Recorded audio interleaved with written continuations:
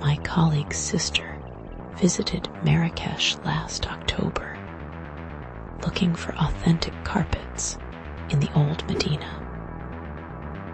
She wandered into a narrow alley off Rue Riyad Siton El Kedem, where the tourist crowds thin out and the real bazaar begins. That's where she found the shop with carpets that shouldn't exist. The merchant was an elderly man named Hassan, or so he claimed. His shop was barely 10 feet wide, crammed floor to ceiling with rolled carpets. The smell of wool and saffron hung thick in the air. She was about to leave when she noticed a carpet partially unrolled in the corner. The pattern showed a cityscape, but something about it felt wrong. Too modern, too specific. She took a photo with her phone and posted it to her Instagram story. Within an hour, 3 people had messaged her, asking where she'd found it. One of them sent her a news article from 2 weeks later. The carpet depicted the exact layout of a building collapse in Casablanca. A building that was still standing when she took that photo. This wasn't the first time someone had noticed. Local guides whisper about certain carpet shops in the Medina, places where the weavings show scenes that haven't happened yet. They call them the living tapestries. The patterns shift when you're not looking directly at them. Threads rearrange themselves into new configurations, new prophecies. A French tourist named Mitchell Dubois documented his experience in 2019. He'd purchased what he thought was a traditional Berber carpet from a shop near Gemma, LFNA Square. The design showed a crowded plaza with people wearing masks. He thought it was some kind of festival scene. He hung it in his Paris apartment in November 2019. By March 2020, he understood what he was looking at. The carpet showed the pandemic that was about to sweep across the world. Mitchell tried to contact the merchant. The shop was gone. Not closed, gone. The space where it had been was now a spice vendor's stall.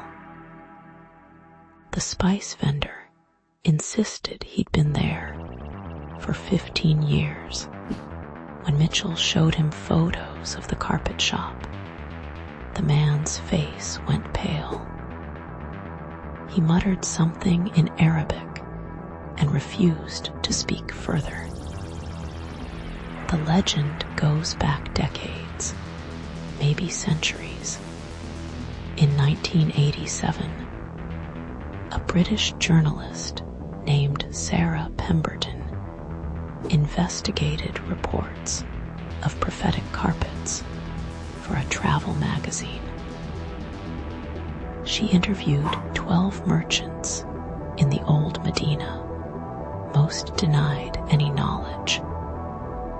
But one older woman, a weaver named Fatima, agreed to speak off the record. Fatima claimed the carpets were woven by a secret guild of seers. They worked in underground workshops beneath the Medina, using techniques passed down through generations. The wool came from sheep raised in specific valleys in the Atlas Mountains. The dyes were made from plants that grew only during certain moon phases. The weavers entered trance states while working, their hands moving independently, guided by visions they didn't fully understand. The carpets don't show major world events, usually. They depict personal moments, a wedding that hasn't happened yet, a funeral for someone still alive, a reunion between people who haven't met. One carpet allegedly showed a young man proposing to his girlfriend at a specific cafe table. The man who bought it didn't have a girlfriend at the time. 6 months later, he met someone. A year after that, he found himself at that exact cafe, ring in pocket, without consciously planning it. There's a darker side to the legend. Some carpets show tragedies, deaths, accidents, disasters. Those who recognize themselves in these scenes face an impossible choice. Do you try to prevent what's shown? Can you prevent it? Several people have reported attempting to avoid the futures depicted in their carpets, only to find themselves fulfilling the prophecy through their very attempts to escape it. A Moroccan businessman named Rashid bought a carpet in 2015 that showed a car accident on the Marrakesh-Casablanca highway. He stopped driving that route entirely. 3 years later, his driver insisted on taking that road during a family emergency. The accident happened exactly as depicted, down to the kilometer marker and the position of the vehicles. My colleague's sister never bought a carpet that day. Hassan quoted her a price of 20,000 euros for the one showing the building collapse. When she refused, he simply smiled and rolled it back up. She left the shop, turned around to photograph the storefront, and found only a locked door with peeling paint.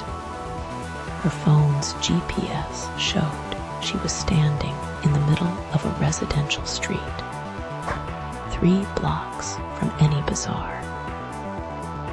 She returned to Marrakesh this year, determined to find Hassan's shop again. She hired a local guide who knew every corner of the Medina. They searched for 3 days. Nothing. But on her last evening, walking alone near the Bahia Palace, she passed a shop window.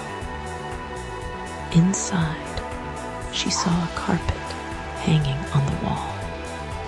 The pattern showed a woman standing exactly where she was standing, looking into a shop window at a carpet. She didn't go inside, but she wonders every day what the rest of that carpet showed. What happens next in the scene? Whether she's still trying to avoid a future that's already been woven into existence, thread by thread, in a shop that may not exist at all.